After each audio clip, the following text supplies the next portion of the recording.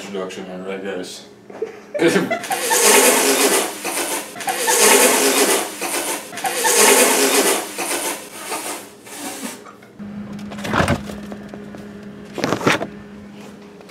Quite the introduction here, right guys?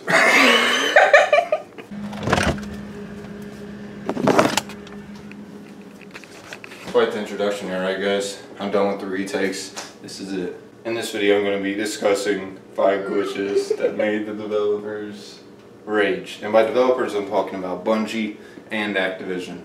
They both were angry about these glitches, and you'll find out here soon. But before I get into this video, I just wanted to let you guys know real quick that I am doing a PlayStation 4 giveaway. And how you enter into this giveaway to have a chance at winning this bad boy.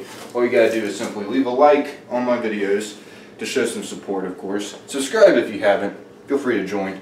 And after you subscribe, be sure to click that bell to stay notified. And most importantly, go down below sometime in the description and follow my Facebook. That is where I'll be releasing the winner at for this PlayStation 4. And by the way, it'll come with a receipt as well. So if this PlayStation 4 has any problems for you, whoever is the winner, that's who I'm talking about when I say you can easily just go take this back and get 200 bucks back, or you can, you know, exchange it for another PlayStation 4. Your decision. Anyways, let's get into this now. 5 glitches that made Bungie and Activision rage. Where do I even start with this? I guess a good one to kick this off would be Crota and the Crota's End raid. There was this weird glitch that came up soon after the launch of Crota's End raid, which didn't make the developers too happy because it wasn't much of a challenge with this glitch.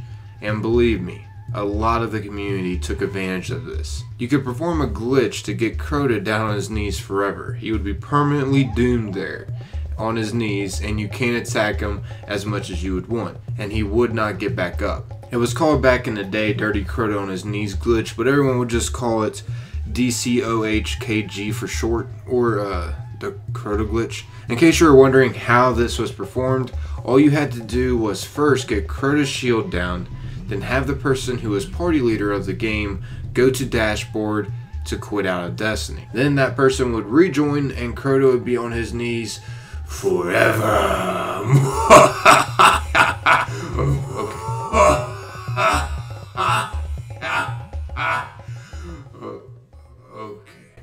Yeah, a little too far.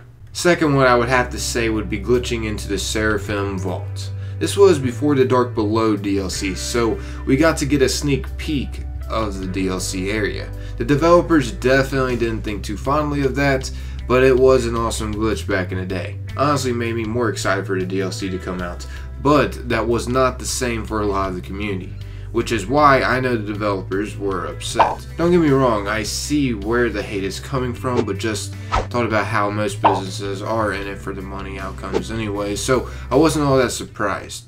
I still love you, Bungie. This glitch was performed by wall breaching your Sparrow into the side of this cliff. Then from here, it was pretty straightforward. You just had to hit loading areas, then once you get to a certain part, you had to have a friend join or leave and join. So they would spawn in the Seraphim vault.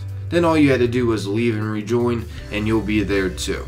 If you guys want to see how any of these glitches were performed that I'm talking about, just check the description below. I'll leave full tutorials down there. So for the third glitch, I would have to say abusing armor-piercing rounds with a sniper and getting outside of PvP maps and PvE maps. Probably one of the douchiest things you could do back in the day.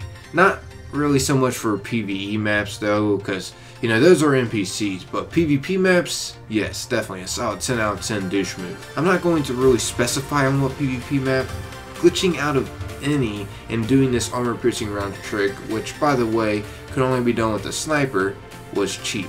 I'm not going to lie, I did do it a few times to get footage for videos to try to get this banned and, you know, more known, but I do know the developers hated the fact that a perk they wanted in the game they had to take out because it was being abused, or they just wasn't thinking too clearly of the PvP aspect of the perk and what might be the outcome of actually putting that in.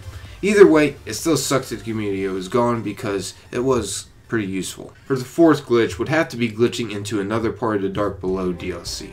This one was called the Will of Crota Strike though, So we got to see a glimpse of what the strike would look like. And it's the area where we met Omnigul. It was always awesome at getting a glimpse of what was to come.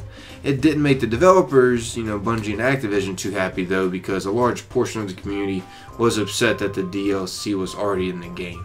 All they had to do was basically update it. In short term, it was a paywall. So when these type of glitches started to get passed around the community more, the more hate Activision and Bungie got over it. And not to mention, doing this glitch and other, sneak peek DLC glitches that we got to do wasn't really all that hard to do. So yeah, that was also something. A lot of people were able to do these type of glitches. The fifth and final one, I would have to say, would be another one where we glitched in the DLC area. Except this time it wasn't the Dark Below. It was the House of Wolves. So we got to see a little bit of all that was to come. And you best believe loads of speculations came up about what would be in this area and other DLC areas. Because in case you don't know, we only got to see the layout, not the NPCs that were there. For the most part, I will say. Not all areas had no NPCs. So not only speculations came up about getting a glimpse at these DLC areas, because once again they were easy to do, so more people had their own judgment of the place that you could glitch into. But loads more hate went to Bungie and Activision over all these paywalls that were in Destiny. It wasn't a total positive relationship with us, the community.